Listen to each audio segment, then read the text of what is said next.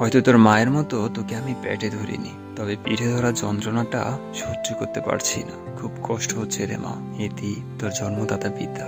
বন্ধুরা, এরকম হাজারো কষ্ট, হাজারো গল্প লুকিয়ে আছে আমাদের চারপাশে। আপনি চাইলে আপনার সবার জীবনের গল্প আমাদের সাথে শেয়ার করতে পারেন আমাদের জিমেলে shakilpandit@gmail.com। বন্ধুরা, আজকের গল্পটি একজন প্রবাসী বাবা তার প্রেম করে পালিয়ে যাওয়া মেয়ের প্রতি লেখা একটি বেদনাদায়ক চিঠি।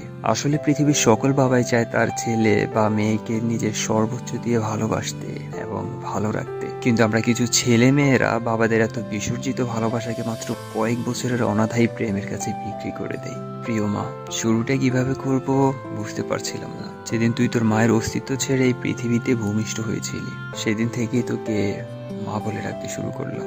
তোকে মা ডাকতে গিয়ে আমার নিজের মা হারানোর ব্যথাটাই ভুলে গিয়েছিলাম। তোর মাও তোকে কখনো মা ছাড়া অন্য কোনো নামে ডাকিনি। বিদ্যালয়ের প্রথম দিন শিক্ষক তোর নাম জিজ্ঞেস করেছিল আমাকে। তোকে মা ডাকতে ডাকতে তোর ডাকনামটাই ভুলে গিয়েছিলাম আমি। সেদিন আমি তোর নাম না বলতে পারায় বিদ্যালয়ের সবাই আমাকে নিয়ে অনেক হেসেছে। তাই তো আজকেও চিঠির উপরে তোর নামের জায়গায় মা লিখেছি।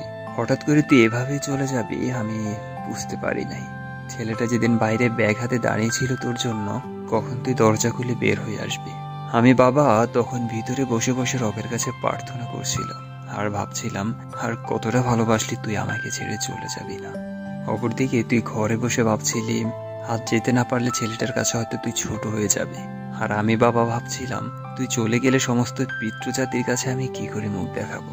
জানিস মা, তুই তোর 3 বছরের ভালোবাসা খুঁজে পেয়েছিস, কিন্তু আমি বাবা আমার জীবন থেকে 20 বছরের ভালোবাসা হারিয়ে ফেলেছি আজ। মা রে, প্রত্যেকটা বাবাই জানে রক্ত পানি করে গড়ে তোলা তার মেয়েটি একদিন অন্যের ঘরে চলে যাবে। তারপরেও একটু কৃপণতা থাকে না বাবাদের ভিতরে। বাবাদের ভালোবাসা শামুকের খোলসের মতো। বাবাদের বাহিরটা শক্ত হলেও ভিতরটা শামুকের মতো নরম। বাবারা তার সন্তানকে কতটা ভালোবাসে সেটা বাবারা কখনো বুঝতে পারে না, তবে অনেকটা ভালোবাসতে পারে।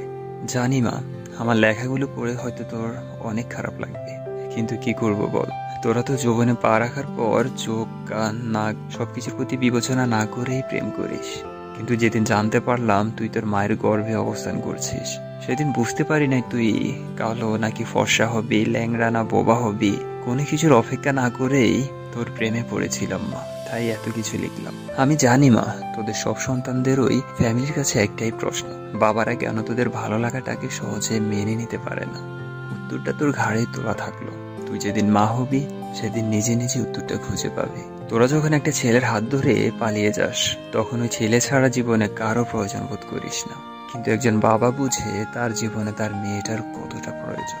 যেদিন তোর দাদুর কাছ থেকে তোর মাকে গ্রহণ করেছিলাম, সেদিন একটা প্রতিজ্ঞা করেছিলাম, যদি মেয়ে হয় তাহলে মেয়েটাকে তার স্বামীর হাতে নিজের হাতে তুলে দিব, নিজের দায়িত্ব থেকে নিজেকে একটু হালকা করব। মারে, তাই তো তোর প্রতি আজ এত অভিমান। বাবার উপর রাগ করিস না। তোরা যদি অল্প দিনের ভালোবাসার জন্য ঘর ছেড়ে পালিয়ে যেতে পারিস, তবে আমরা 20 বছরের ভালোবাসার জন্য বেপরোয়া কেন হব না। বাবারা মেয়ে সন্তানের জন্মের পর চিন্তা করতে থাকি নিজের মেয়েটাকে সুপাত্রের হাতে তুলে দিতে পারবে তো। আর তাই তো মেয়েদের প্রতি প্রত্যেকটা বাবারই এতটা নজরদারি থাকে। এত অভিমানের পরেও তোকে কিছু কথা বল, যদি মন কাঁদে চলে আসিস, বুক পেতে দিই। ঠিক আগে যেভাবে ভালোবেসেছিলাম সেভাবে ভালোবাস। হয়তো তোর মায়ের মতো তোকে আমি পেটে ধরিনি, তবে পিঠে ধরা যন্ত্রণাটা সহ্য করতে পারছি না। খুব কষ্ট হচ্ছে রে মা, এটি তোর জন্মদাতা পিতা।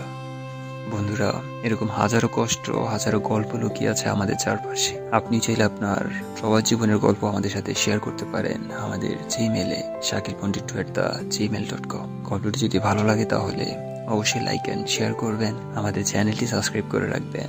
ভালো থাকবেন সবাই, আল্লাহ হাফেজ।